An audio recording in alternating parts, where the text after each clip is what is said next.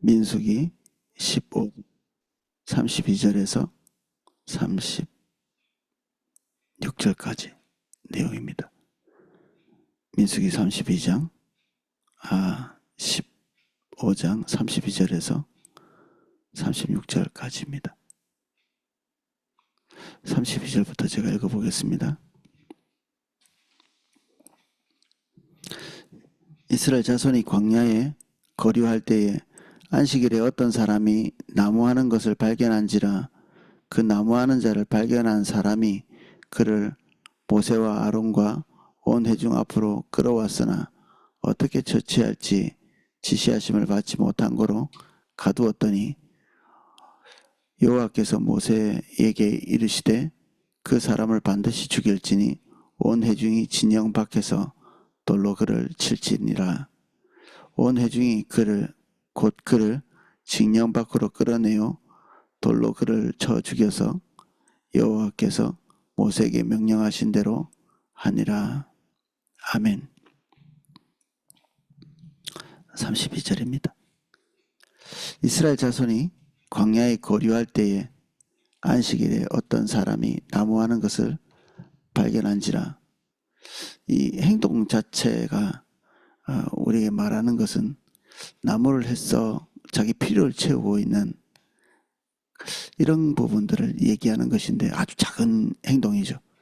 근데 이게 하필이면 이제 안식일에 일어난 사건이고, 이게 출애굽기에 보면 안식일을 범하고 자기 일을 하는 자, 이 출애굽기에는 안식일에 이제 불도 켜지 말고 그리고 뭐 당연히 나무하는 것은 안 되고 자기 일을 하지 않고 온전히 하나님께 집중해서 주님과 교제하는 날로 선언해놨죠. 그래서 이 안식일은 하나님과의 교제를 이어가는 굉장히 중요한 포인트이고, 또 하나님께서 자신과 세상을 창조하셨다는 그것을 기념하는, 그리고 이후에는 자기들을 구원하신 하나님에 대한 기념을 다시 이제 재확인하죠. 그러니까 의미는 조금씩 바뀌었지만 안식일을 지키는 이것은 하나님과의 교제에 딱 이렇게 못이 박혀 있는 이런 충분한 시간이 없으면 하나님 앞에 이렇게 있지 못하는, 인간은 하나님을 떠나려는 경향이 있기 때문에 이게 반복해서 하나님 앞에서 서 있는 규칙적인 시간이 없으면 하나님과의 교제는 안 일어나죠. 분주하고 바쁘고 자기 일에 정치된 시간이 없으면 하나님과의 교제는 안 일어나는 겁니다. 두 개를 같이 가지고 이렇게 갈 수 없는 거죠. 그래서 하나님과의 중요한 교제가 안식일 외에도 이 축제라는 기간이 또 있거든요. 그래서 이 축제는 1년에 4번 있고, 욤키푸르라고 하는 이 대속죄일이 있는데, 이 대속죄일까지는 4번의 어떤 축제 같은 것이 있습니다. 이 축제는 하루를 지키는 게 아니라 한 번 하면 1회씩 이제 7일, 일주일 정도 시간이 걸리는. 근데 이때도 조금씩 이게 규정이 다릅니다. 6월절도 있고, 또 7.7절, 초막절, 대속죄일, 이렇게 조금씩 이렇게 다른 면이 있는데, 여기에 다 공통적으로 해당하는 게 있는데, 그 공통적인 것이 자기 일을 하지 않는 것입니다. 자기 일과 하나님 일은 병행할 수 없는, 자기 일은 하나님께서 따로 규정해 두신 이 6일 동안에 힘써 행할 것에 대한 말씀이죠. 6일 동안에는 하나님께서 온 힘을 다해서 그 일을 하도록 촉구하시기 때문에 똑같은 행동인데도 안식일 아니면, 그리고 이런 축제일이 아니면 하나님께서 따로 떼어서 두신, 하나님과의 교제를 위해서 두신 그 시간이 아니면 범죄가 아니죠. 이게 굉장히 비슷합니다. 행위가 그것을 죄로 규정하지 않는 행위 자체가, 그런 경우가 되게 많거든요. 우리 가늠하지 말라도 그 아내와 남편 사이에 일어나는 성적인 행위를 가지고 간음이라고 얘기하지 않잖아요. 똑같은 행위인데 이게 대상이 달라지면 범죄가 되는 거죠. 똑같은 행동인데 날짜에 따라서 하나님께서 금하신 그 영역 내에서는 범죄가 되는 것이죠. 그래서 이런 규정이 크고 작고 이 문제는 사실은 이게 그렇게 큰 문제라기보다는 여기에 하나님의 어떤 의도가 있는가, 그것에 따라서 엄청나게 다른. 그래서 하나님께서 이 규정을 만드시면서 여기에 이 날만은 주님께 집중할 수 있도록 말씀하신 것이고, 이제 모든 백성들은 출애굽기의 말씀을 통해서 그것들을 인지한 상태죠. 선언되어 있는 그러한 상태입니다. 근데 그것을 위반한 자가 발견됐죠. 그 나무하는 자를 발견한 자들이 그를 모세와 아론과 온 회중 앞으로 끌어왔으나 어떻게 처치할지 지시하심을 받지 못한 거로 가두었더니, 분명히 이 안식일을 범한 자는 죽이도록 되어 있지만 고의로 한 것인지 아니면 이 무지 때문에 한 것인지 알지 못하거든요. 무지 때문에 그것을 했다면 용서의 어떤 기회들이 있는 거죠. 이게 성경에는 고의로 죄를 짓는 것과 그리고 부지 중에 짓는 죄에 대한 이 처분의 차이가 있습니다. 부지 중에 짓는 죄, 그리고 짐짓이라고 이렇게 단어가 되어 있는데, 이 일부러 짓는 죄 뭐 이렇게 해석도 할 수 있지만, 이게 짐짓이라는 것은 원어상으로는 손을 이렇게 높이 들고 죄를 짓는다는 뜻이거든요. 이게 하나님 앞에서 하나님이 지금 무엇을 얘기하시는지를 분명히 이해하고 있는데 하나님을 무시하고 대적하고 배제하는 적극적인 마음을 가지고, 그래 하나님은 당신은 그렇고 나는 이렇게 한번 해볼래, 이렇게 하는 이런 태도를 얘기하는 것입니다. 그래서 똑같은 죄를 범했는데도 이런 자세와 태도를 가지고 있을 때 하나님의 처분이 다른 것을 볼 수 있거든요. 이방민족 중에 하나님 앞에서 중대한 범죄를 한 자들이 있죠. 모압 같은 경우도 그렇고, 에돔도 하나님의 백성인 이스라엘을 대적하기도 했고, 이스라엘 주변에 있는 나라 중에 뭐 이스라엘하고 사이 좋았던 나라가 별로 없는 편입니다. 근데 유독 아말렉 족속은 그 끝에 있는 그 연약한 자들, 그리고 행군에서 떨어진 자들을 이렇게 치니까 하나님께서 그들을 더욱 크게 이렇게 다스리죠. 그리고 하나님께서 이방에 대한 애정을 가지고 계신 것들을 계속 피력하는데도 아말렉만은 유독 하나님께서 그들을 원수로 삼고 완벽히 진멸하도록 지시를 하죠. 그리고 아말렉 족속은 그의 족속의 후손들이 하나님께로 돌아올 때도 하나님의 예배 안에 들어오지 못하는 그런, 어떻게 보면 무섭고도 다른 족속에 비해서 굉장히 이렇게 가혹하다는 말이 적당한지 모르겠는데 이런 처분을 받죠. 거기에는 뒷내면의 영적인 의미들이 거기에 포함되어 있죠. 모든 죄가 하나님 앞에서 죽을 죄인 것은 맞지만 하나님께서 행해 가시는 일에 대한 충분한 이해를 가지고 적극적인 태도를 가지고 하나님을 대립하려는 목적, 그 목적을 가지고 범죄하는 자는 사함이 없습니다. 신약에도 똑같이 적용되죠. 성령께서 오셔서 일하고 계신 것들을 분명히 보면서 성령이 무슨 일을 하고 계시는지를 이해하고 그 반대로 행하는 것. 이게 하나님의 뜻이구나. 그럼 나는 반대로 가야지라고 결정하는 거죠. 그러면 그 자들에 대해서는 사심이 없다고 얘기하고 있습니다. 사심이 없는. 그들의 인식 속에 예수님은 하나님의 자녀인지 하나님의 사람인지 아니면 자기 뜻대로 사역을 하는 건지 헷갈릴 수는 있었을 것 같거든요. 그래서 예수 그리스도를 그 당시에 부인하는 사람은 엄청나게 많았죠. 그 중에 후에 회심하고 돌아온 사람들도 많고 심지어 예수님의 제자들까지도 예수님이 도대체 정확하게 어떤 분인지 제대로 알지 못했습니다. 그리고 예수님의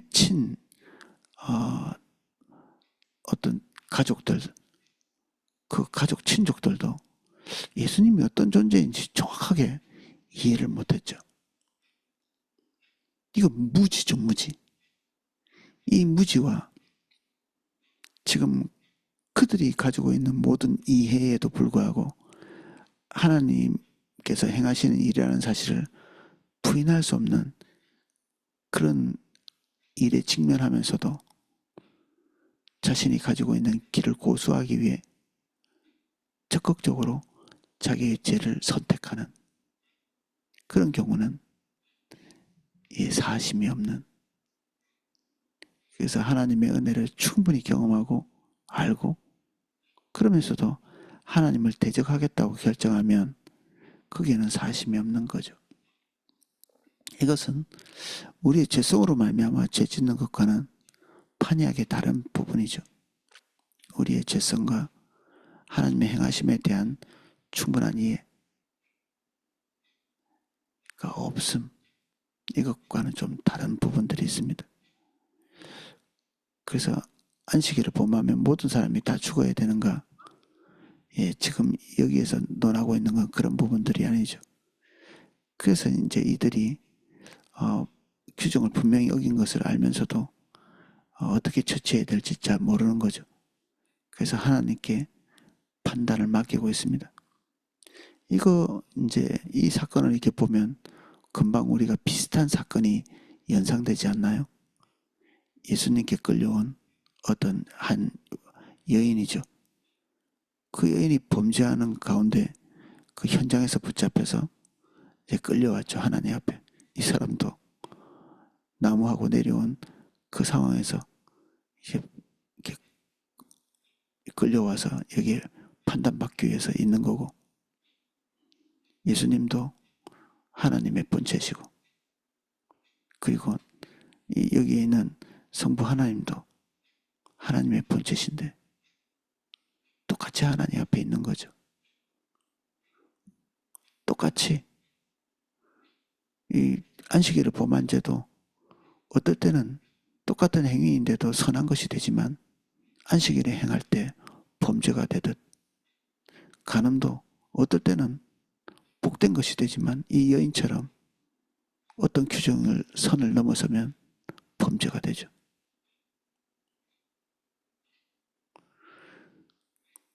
같은 죄라고 볼 수 있습니다. 같은 동급에. 그런데 한쪽은 엄중히 징계를 받고 한쪽은 용서와 용납을 받는, 오히려 이 여인이 하나님 앞에 용서받은 그런 시간이라기보다는 어떤 면에서는 하나님께서 보시는 것은 공동체 전체입니다. 공동체. 지금 이 나무한 사람, 그리고 그는 이 공동체에 속해 있는 사람이죠. 이 여인도 범죄했으면서도 이 이스라엘 공동체 안에 있습니다. 근데 그 공동체 상황이 둘 다 다른 거죠. 한쪽은 이것을 용납할 때 모든 사람들이 하나님의 법을 심상하게 생각할 그런 상황.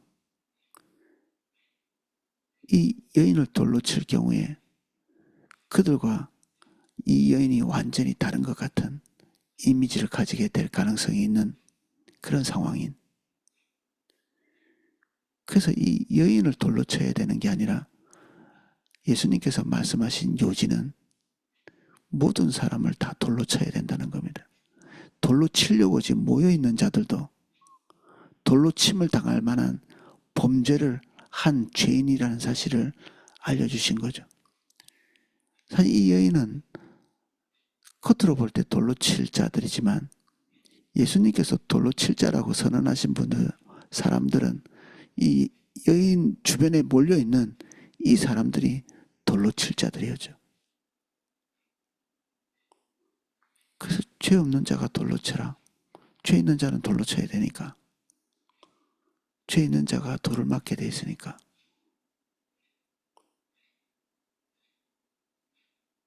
그래서 사람들은 예수님이 던진 돌에 맞은 것입니다. 엄밀하게 말하면 예수님이 그들의 죄를 향해서 돌을 던지신 거죠. 그들은 차마 자기와 이 여인을 구분할 수가 없었죠. 나와 다른 사람을 구분할 수 없었습니다. 자기의 죄와 다른 사람의 죄를 다르게 볼 수가 없었죠. 자책하고 마음의 찔림을 받아서 돌을 놓고 돌아갈 수밖에 없었습니다. 비슷한 상황인데 완전히 다른 상황이라고 볼 수 있습니다. 생명은 궁극적으로 하나님의 것입니다. 하나님의 것. 그리고 하나님은 이 생과 내세를 다 통찰하시고 다 지배하시고 다스리는 분이시고 우리는 이 생과 내세가 분명하죠. 그런데 하나님께는 이 모든 것들이 초월되어 계십니다. 우리가 이 땅에 있다는 것은 하나님의 의지, 징벌일 수도 있지만 징벌이 아닐 수도 있습니다. 우리가 죄를 지어 죽든 죄를 짓지 않고 끝까지 경건하든 어느 한 시점에는 죽게 되어 있습니다. 그런데 하나님께서 굳이 이미 죽을 사람일 수도 있잖아요. 사람이 죄를 많이 짓든 적게 짓든지 간에 사람은 자연스럽게 죽게 되어 있거든요. 근데 사형제도를 통해서 선제적으로 그 수명을 다하지 않고 공동체 내에서 죽음이라고 하는 이 징벌을 만드신 것은 공동체의 보호입니다. 공동체의 보호. 그 사람이 조금 20년 30년 더 살든 아니면 지금 죽든 결국 죽는 거는 마찬가지인데 그냥 내버려 두셔도 징벌은 언젠가는 찾아오게 돼 있는데 굳이 지금 즉시 하나님께서 이런 일을 규정하신 이유는 공동체에 대한 보호죠. 그래서 그들이 범한 죄가 공동체 안에 들어와서 전체를 오염시키지 않도록 두려움과 공포, 경계 이걸 주시는 거죠. 사실 이 사람을 죽이지만 채찍은 공동체를 향해서 때리는 것입니다. 이 사람은 지금 교정을 목적으로 죽이는 게 아니죠. 그런데 이 사람의 사형과 동시에 공동체 전체의 교정을 기대하시는 것입니다.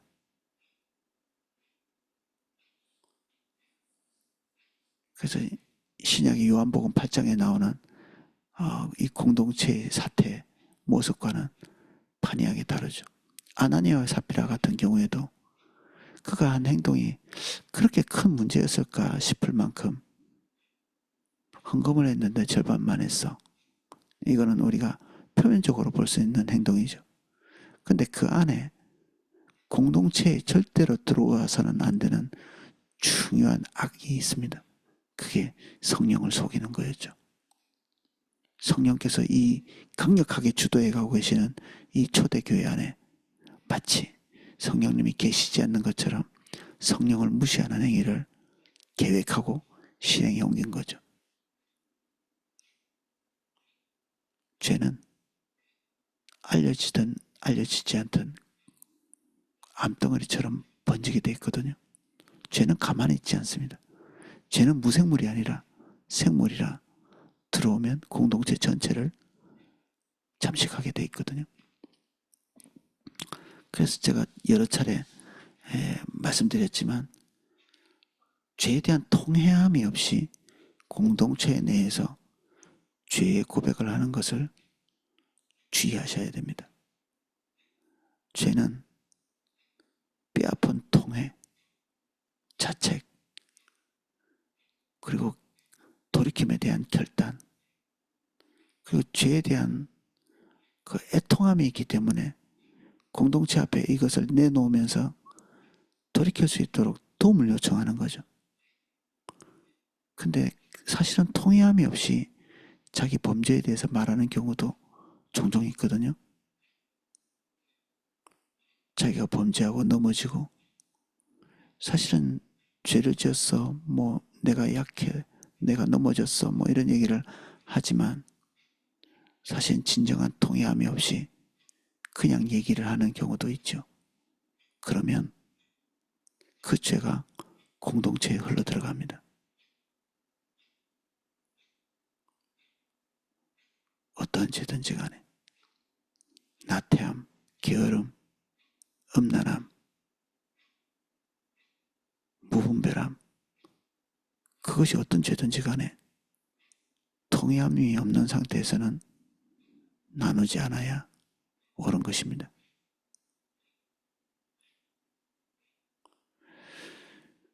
그래서 이 안식일의 규정을 보면서 하나님께서 우리 한 개인이 공동체 안에서 발견되어진다. 한 개인은 하나님의 눈에 공동체 안에서 발견되어진다. 이게 우리가 져야 될 무거운 짐이죠. 나는 공동체 안에 속해 있고 또 사도 바울이 설명한 대로 우린 몸의 지체고 한 지체들이 모여서 전체 몸을 이루고 있는 한 사람이 다른 지체에게 중대한 영향을 끼치고 공동체 전체는 한 개인에게 영향을 미치는 서로 분리할 수 없는 존재이기 때문에 이건 내 자유야 라고 할 수 있는 영역이 하나도 없다고 보시면 됩니다. 하나도. 이건 내 자유다. 내가 결정한 것. 뭐 내가 책임지지 뭐. 이런 게 없는 거죠. 탈무드에 그런 얘기가 있다고 합니다. 어떤 사람이 이렇게 배를 타고 가다가 자기가 앉아있는 이 바닥에 구멍을 뚫고 있는 것을 보고 사람들이 왜 그런 짓을 하냐고 했더니 나는 내 자리에 구멍을 뚫을 뿐이라고 이렇게 얘기하는, 그렇게 말하니까 할 말이 없어서 그냥 방치해서 결국 구멍을 뚫고 모든 사람이 죽었다는, 이게 뭐 실화는 아니겠죠. 이 바보 같은 결정을 누가 하겠습니까? 그 사람 제지시키든지 아니면 저기 묶어두든지 그렇게 되겠죠. 배가 다 건너갈 때까지. 한 사람의 영향력은 한 사람에게서 끝나지 않고 공동체 전체에게 영향을 미치기 때문에 때로는 교회 내에서도 한 사람의 범죄로 인해서 전체가 무너지는 것을 방지하기 위해서 극단적인 방법을 쓸 때가 있거든요. 카타콤에서는 채찍으로 때린다든지, 그리고 도대체 이 사단에게 내어준다는 말이 무슨 의미인지는 정확하게 알 수는 없으나 사단에게 내어주라 이렇게 표현하고 있는 그런 부분도 있습니다. 그리고 출교할 때도 있고요. 그래서 교회 공동체 내에서 이방인같이 여기는 모든 사람이 대놓고 왕따를 시키는 거죠. 그 사람이 일정한 절차를 거쳐서 반복해서 계속해서 교정을 하는데도 돌이키지 않으면 그대로 방치할 경우 공동체 전체가 죽게 돼 있죠. 그래서 예수님께서 말씀하신 어떤 죄를 지을 때 눈이 범죄하거든 빼내버리고, 그리고 손과 발이 범죄하거든 잘라내버리라 이렇게 얘기하고 계신데, 이게 한 사람이 짓는 죄에 대한 엄중함을 얘기할 뿐 아니라 동시에 이것은 공동체 안에서 어떤 지체가 너무 소중한 지체지만 범죄할 때 그 규정에 따라서 이게 출기하거나 몸 바깥으로 이게 분리하거나 이런 일들을 말씀하시는 거죠. 동시에. 그래서 우리는 특히 그리스도인들은 몸을 생각하지 않고 나를 생각할 수 없습니다. 나의 의미는 공동체 안에서만 발견됩니다. 놀랍게도 눈이든 심장이든 콩팥이든 팔이든 다리든 몸 밖에 있으면 무의미한 것입니다. 아무리 좋은 눈도 몸 안에 있기 때문에 의미가 있는 것이죠. 우리가 다 소중히 여기는 심장도 몸 안에 있기 때문에 의미가 있는 것입니다. 모든 그리스도인의 의미는 자기 혼자 따로 떨어져서 고민하고 숙고해도 의미가 발견되지 않습니다. 나는 누구인가? 예, 그런 질문은 끝없는 복잡한 생각을 만들어낼지 모르지만 진짜 의미를 찾을 수 있는 질문은 아니죠. 홀로 떨어진 채 나의 의미는 없는 것입니다. 오늘은 여기까지 살펴보겠습니다. 기도하겠습니다.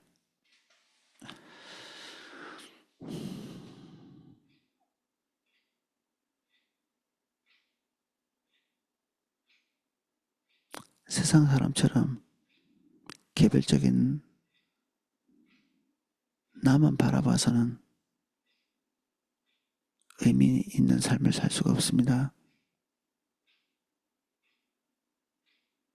나의 생각, 나의 행동, 나의 결정, 나의 판단은 그것을 실행한 즉시 나뿐 아니라 내가 속해 있는 가족, 교회, 국가에 영향을 미칩니다. 오히려 극단적인 이기주의에 멈춰있지 않게 하시고 무분별하여서 공동체 안으로 끊임없이 죄를 흘려보내는 악한 통로가 되지 않도록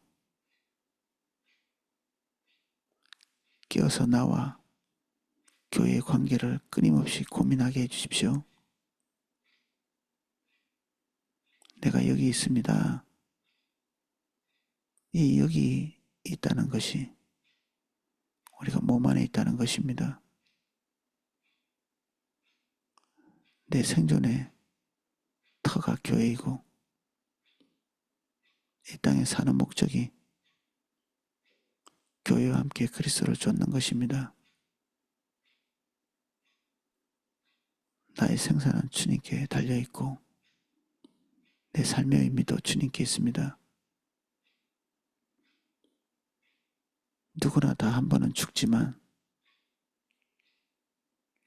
이 살아있는 삶의 의미에 하나님의 뜻을 반영할 수 있도록 은혜를 주십시오.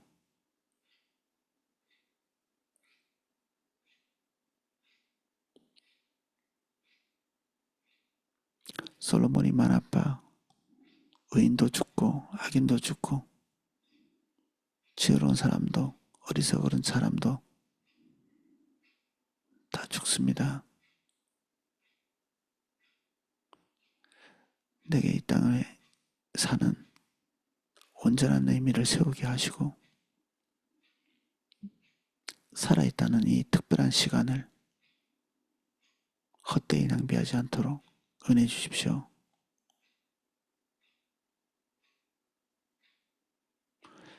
이 시간 우리 주님을 대면합니다. 오셔서 저희와 함께 해주십시오.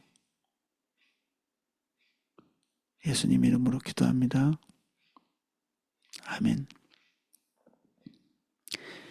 예, 지금 교회는 NWWC 우리 유초동부 수련회에 있습니다. 위해서 기도해 주시고 또 이렇게 기도사에게나 이렇게 섬길 분들을 많이 찾더라고요. 예, 여건 되시는 분들은 예, 동참해 주시면 감사하겠습니다. 예, 제가